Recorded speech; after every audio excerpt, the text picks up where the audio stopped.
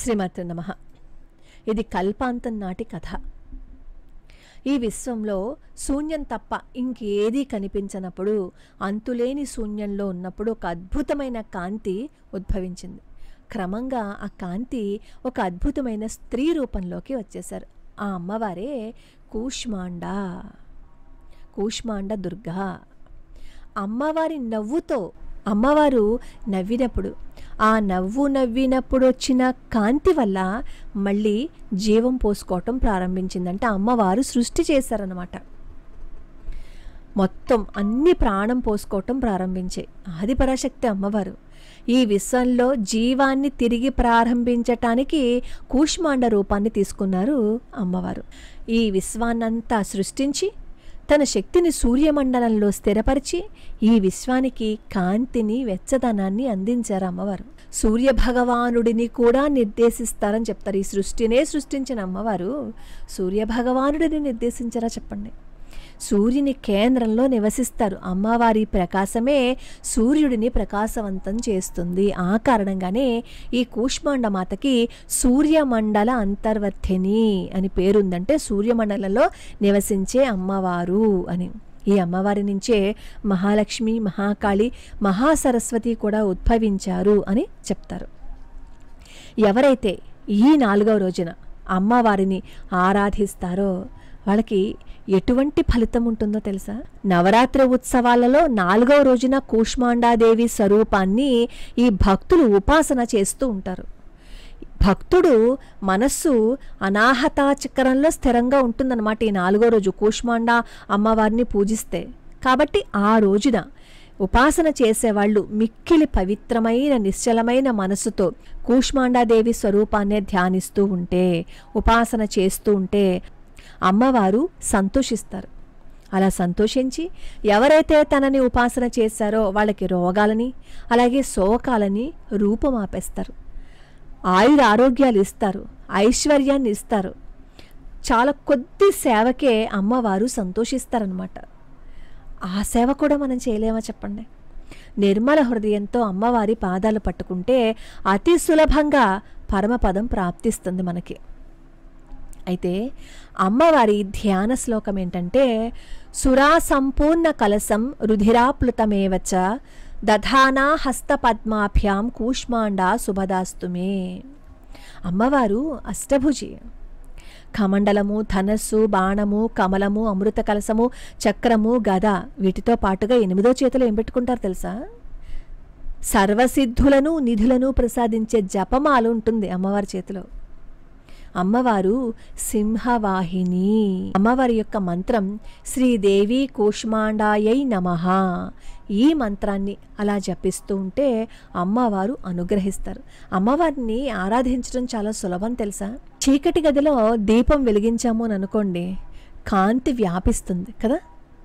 అలాగే అమ్మవారిని ఆరాధిస్తే నెగిటివ్ ఆలోచనల్లో ఉన్న మనల్ని సానుకూల భావన వైపు తీసుకెళ్తారు.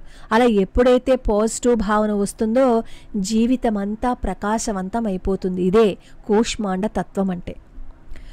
మన హృదయంలో అంటే మన మనస్సులో సహనం, కరుణ, ఈ పాజిటివ్ ఆలోచనలు పెంచుకోవడం అంటే అమ్మవారి శక్తిని ఆహ్వానించటం. మనం పాజిటివ్గా ఆలోచిస్తున్నాము అంటే కూష్మాండ శక్తి మనలోకి ప్రవేశించారనమాట. అనాహతా చక్రానికి అధిదేవత ఈ కూష్మాండ అమ్మవారు. ప్రతిరోజు అమ్మవారిని ఒక్క 5 నిమిషాల పాటు అలా ఆరాధిస్తూ ఉంటే కూష్మాండ అమ్మవారు ప్రసన్నమైపోతారు. చాలా సులభంగా ప్రసన్నం చేసుకోవచ్చు. రోజు ఎలా ప్రసన్నం చేసుకుంటామండి, రోజు ఎలా పూజ చేస్తామండి, దానికి బోలెడన్ని నియమాలు ఉంటాయి కదా అని అనుకుంటారేమో. కూష్మాండ అమ్మవారు ఎక్కడుంటారు? సూర్యమండలంలో ఉంటారు. అవునా? అంటే ప్రతిరోజు మీరు ప్రాణాయామం చేసి సూర్యుడికి నమస్కారం చేసుకుంటే కూష్మాండ అమ్మవారికి నమస్కారం చేసుకున్నట్లే. అమ్మవారు చిరునవ్వుతో ఉంటారు. అవునా? ఆ చిరునవ్వుతో గనక మీరున్నట్లయితే, ఆ చిరునవ్వుని పంచుకుంటే అమ్మవారిని స్మరించినట్లే. అది చేయలేమా చెప్పండి? పొద్దున్నే సూర్య నమస్కారాలు చేయొచ్చు, ప్రాణాయామం చేయొచ్చు, ఎప్పుడూ నవ్వుతూ ఉన్నారని అనుకోండి, ఈ కూష్మాండ అమ్మవారు మనలో ఉన్నట్టే. ఎప్పుడైతే కూష్మాండ అమ్మవారికి మన హృదయంలో స్థానాన్ని ఇచ్చామో అప్పుడు అమ్మవారు మనకి చాలా తొందరగా పలుకుతారనమాట.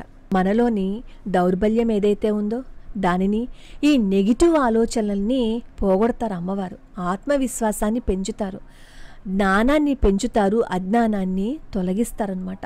అమ్మవారిని ధ్యానం చేస్తే శరీరంలో ఎనర్జీ పెరిగి మనసు చాలా ప్రశాంతంగా మారిపోతుంది. ఒక్క చిన్న చిరునవ్వు నవ్వలేమో చెప్పండి. ఆ చిరునవ్వు నవ్వేమనుకోండి, మనకి బాగుంటుంది, ఇతరులకి కూడా చాలా ఆనందంగా ఉంటుంది కదా. అబ్బా వీళ్ళు చూస్తే ఎప్పుడు నవ్వుతారు, ఎంత చక్కగా నవ్వుతారో అని అనుకుంటారు. అది వాళ్ళకి కూడా ఎనర్జీని ఇస్తుంది, వాళ్ళకి కూడా ఆనందాన్ని పెంచుతుంది, ఏ బంధమైనా బలపడేటట్లు చేస్తుంది. అలాగే ఒక పాజిటివ్ ఆలోచన చూడండి, ఒక పాజిటివ్ థాట్ మొత్తం జీవితాన్నే మార్చేస్తుంది. ఎప్పుడు నెగిటివ్ మాట్లాడుకుంటూ, తిట్టుకుంటూ, శాపనాకారాలు పెట్టుకుంటూ వాళ్ళ దగ్గరే మనం గడిపామనుకోండి, కొన్నాళ్ళకి మన మనసు కూడా నెగిటివ్తో నిండిపోతుంది, పూర్తి నెగిటివ్గా నిండిపోతుంటుంది. మనం కూడా అలాగే తయారైపోతాం. మన జీవితంలో ఎప్పటికీ పాజిటివ్ థాట్స్ రావు, పాజిటివ్ అనేది జరగదు. కానీ అదే ప్రతిదీ మన మంచికే అని మీరు ఒక పాజిటివ్గా ఆలోచించడం మొదలుపెట్టండి, జీవితం అంతా మారిపోతుంది. అమ్మవారి చేతుల్లో చక్రం ఉంది, అవునా? చక్రం అంటే సమయ చక్రం. విశ్వం ఎప్పుడు ఎలా తిరుగుతూ ఉంటుంది? చక్రాకారంగా తిరుగుతూ ఉంటుంది. భూమి భ్రమణం చేస్తూ ఉంటుంది. అంటే జీవితం ఎప్పుడూ మార్పులతో నిండుంటుంది. మంచి కాలము చెడ్డ కాలము అలా తిరుగుతూనే ఉంటాయి. ఎప్పుడూ నీకు చెడే జరగదు, మంచి కూడా వస్తుంది.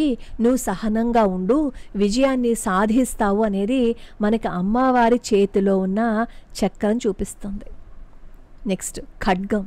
ఖడ్గం అంటే శుభాన్ని అశుభాన్ని వేరు చేయగల శక్తి అన్నమాట. అసత్యము, అన్యాయము, అజ్ఞానము ఇవన్నింటినీ దూరం చేసే న్యాయంగా ఉండు, సత్యం పలుకు అని అమ్మవారు ఆ ఖడ్గాన్ని అమ్మవారు చెప్తున్నారు. అందుకే అమ్మవారి చేతిలో ఆ ఖడ్గం ఉంటుంది. గద. గద అంటే బలం, మనలోని శక్తి అన్నమాట, మానసిక ధైర్యం. బలం కేవలం శరీరంలో ఉంటే మాత్రమే సరిపోదు, అది ధర్మరక్షణకి కూడా వాడాలి. మనం మానసికంగా బలంగా ఉంటేనే ఏదైనా సాధించగలము అని అమ్మవారి చేతిలో ఉన్న ఆ గదాయుధం చెప్తోంది. పాశం. పాశం అంటే బంధాలు, అడ్డంకులు. మనల్ని బంధించే శక్తులు ఉంటాయి. ఆ శక్తులన్నింటి నుంచి అమ్మవారు బయటపడేస్తారు. ఆ శక్తులేంటి? కామ, క్రోధ, లోభ, మోహ, మదమాత్సర్యాలు. ఈ శత్రువులని మన నుంచి బయటికి గెంటేస్తారు. ఈ శత్రువులన్నింటిని ఇలా కట్టేసి బయటికి తోసిపడేస్తారు అనమాట ఆ పాశంతో. నెక్స్ట్ ధనస్సు. ఇది ఈ ధనస్సు అంటే ఏంటి? Potential energy. ఫస్ట్ టెన్షన్ని పెంచి శక్తిని నిలవజేస్తుంది. ఇలా వంగి టెన్షన్ని పెంచి శక్తిని నిలవజేస్తుంది. అంటే కష్ట సమయంలో వంగి ఉండడం అంటే ఏంటి? సహనం వహిస్తే సమయం వచ్చినప్పుడు మనం ఏదైతే శక్తిని నిలవజేసుకున్నామో ఆ శక్తి లక్ష్యాన్ని చేరేటట్లు చేస్తుంది. అంతే కదా. మనం ఇలా లాగిపెట్టి బాణం వేస్తాం, కాన్సన్ట్రేషన్ అంతా పెట్టి ఆ శక్తిని అంతా కూడదీసుకుని మనం కావలసిన గమ్యం మీదకి వేస్తాం, కరెక్ట్గా తగులుతుందన్నమాట పాయింట్. బాణం మనకి లక్ష్య సాధనలో స్పష్టత కావాలి అని చెప్తోంది. ఈ బాణాన్ని ఇష్టం వచ్చినట్లు వేసేస్తే ఎక్కడికైనా పోతుంది. కానీ మనం ఏదైతే లక్ష్యాన్ని చేరుకోవాలనుకుంటున్నామో అక్కడ గురి చూసి కొట్టు, నువ్వు ఖచ్చితంగా సాధిస్తావు అని మనకు ఆ బాణం చెప్తోంది. తర్వాత తేనె భాండం. తేనె అంటే సహజ ఉత్పత్తి, ఎనర్జీ ఫుడ్. తేనె మన ఒంట్లో కణజాలానికి ఆరోగ్యాన్ని, శక్తిని ఇస్తుంది. తేనె అంటే మాధుర్యం. మాధుర్యం అంటే ప్రేమ. నీ జీవితంలో ప్రేమ, సహనం ఉంటే నువ్వు ఏదైనా సాధించగలవు. తేనెటీగలన్నీ కలిసికట్టుగా పనిచేస్తాయి కదా. మీరు కూడా కలిసికట్టుగా ఉండండి, కలిసికట్టుగా ఉండి సహకారంతో జీవించండి అని మనకి ఆ అమృత భాండం తెలియజేస్తుంది. రక్తభాండం అంటే జీవన శక్తి. ఈ శరీరానికి ఆక్సిజన్ని, పోషకాలని అందించేదేంటి? రక్తమే కదా. జీవితం చాలా అమూల్యమైనది. దాన్ని ధర్మం కోసం, సమాజానికి మేలు కోసం ఉపయోగించండి అని చెప్పి మనకి ఈ రక్తభాండం చెప్తోంది. అమ్మవారి వాహనం ఏంటి? పులి. భయం, బలహీనతలను జయించి ధైర్యంగా ముందుకు వెళ్ళు. నువ్వు ధైర్యంగా ఉంటే నీ జోలికి ఎవరు రారు. శక్తి నీలో ఉంది. కానీ ఏం చేయాలి? దాన్ని స్వీయ నియంత్రణతో ఉండాలి. పులంతే ఇష్టం వచ్చినట్టు ఎవరి మీద పడుతుందో దాని మీద దూకేది అది. అది ఎప్పుడైతే వేటాడాలనుకుంటుందో అప్పుడే వేటాడుతుంది. ఇష్టం వచ్చినట్టు కనిపించిన ప్రతిదాన్ని వేటాడదు. స్వీయ నియంత్రణతో ఉండు అని మనకి ఆ రూపం చెప్తోందనమాట. అలాగే పులి గర్జిస్తుంది.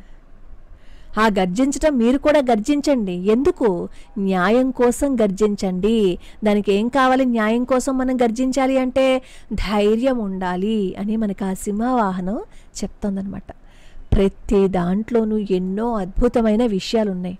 వాటన్నింటినీ మనం మన జీవితానికి అప్లై చేసుకుంటే మన జీవితం అద్భుతంగా మారిపోతుంది.